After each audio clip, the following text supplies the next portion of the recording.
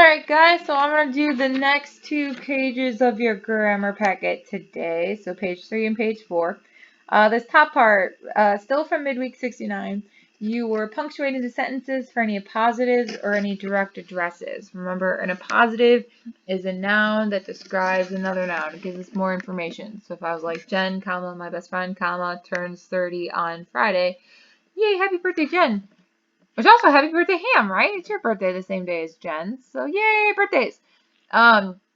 You put the commas around the my best friend because it gives you more information about who Jen is. Direct address was when you directly talk to someone. You address them by their name or their title.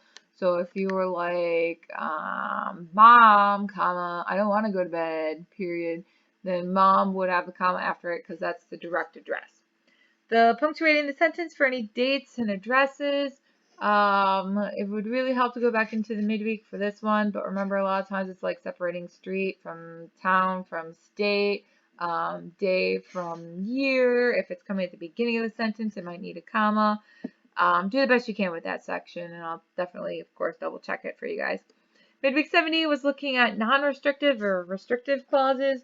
Remember, a clause that restricts, it's a restrictive clause, obviously.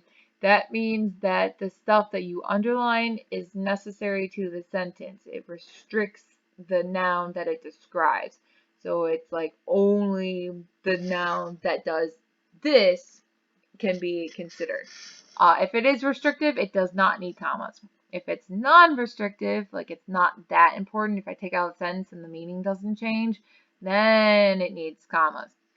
So you're going to underline the restrictive or non-restrictive clause one way or the other, or the participle phrase, because remember the ing phrases could also be restrictive or non-restrictive, and then you're going to put in commas where necessary. You do not need to tell me if it's restrictive or non-restrictive. In fact, please do not write restrictive or non-restrictive. I don't care if it's restrictive or non-restrictive by the words. I want you to show it to me based on the commas or no commas. Okay? So don't do that. Midweek 71, you were looking at interjections and semicolons and colons and dashes. My favorite, dashes. I love the dashes, okay?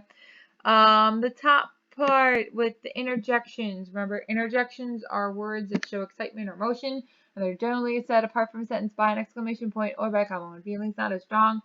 So you're going to circle the interjections inside the sentence, and there could be more than one per sentence. I will say on this midweek, there were a lot of you guys that made the mistake of circling every word that was next to a comma or next to an exclamation point. So like, for example, with number 3, a lot of you circled me. Don't do that, you sillies. Me is not an interjection because, well, 1, it's a pronoun, but 2, it does not show any emotion or excitement. Me is just me, right? So even though there's the exclamation point there, that exclamation point is applying to the entire sentence, not to the individual word. Okay, so that is not the interjection. The middle part, you're punctuating using semicolons, colons, or dashes. I don't want to see any commas. Semicolons, remember, take the place of a comma conjunction. So they come in the middle of 2 separate sentences that could then be combined. So wherever you place your semicolon, on both sides of it should be a complete sentence. A colon is used to list things. Everything that comes in front of the colon should be a grammatically complete statement. After the colon is usually like the list. So like that previous example I said about like the classes I teach, I could say I teach the following classes, colon, English 2, comma, English 3, comma, creative writing, comma, and cop novels. Dashes, remember there's lots of different uses for dashes. They can be used to emphasize things. It can be used to interrupt things. It can be used on a positive where there might be some confusion. Be very careful with your dashes. Midweek 72, you were looking at quotation marks. Remember the quotation mark shows how people are talking, okay? So quotation marks go around things that are being said out loud, not the stuff that says this person said XYZ.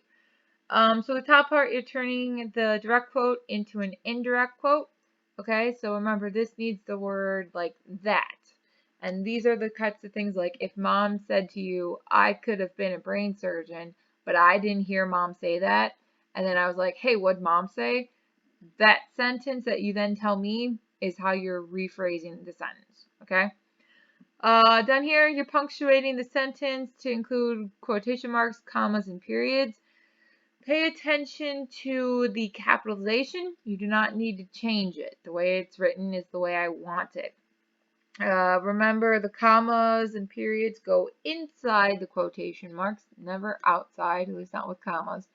And if someone is saying multiple sentences, you don't need quotes around every single individual sentence. Okay? You want one at the beginning of the sentence and then one at the very end of the last sentence that they say. So those are those 2 pages for today. Why don't you fill them out in pencil and then send them my way.